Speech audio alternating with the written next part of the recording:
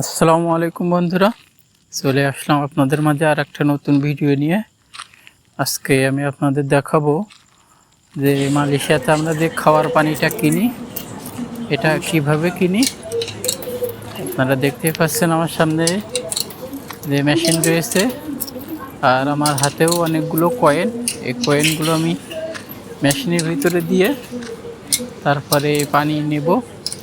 আপনারা সম্পূর্ণ ভিডিও দেখতে থাকুন, বুঝতে পারবেন।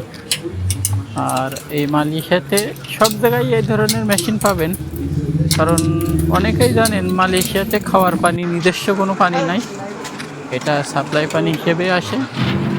আর এভাবে মেশিনের মাধ্যমে আপনারা কিছু কয়েনের মাধ্যমে পেয়ে যাবেন পানিগুলো।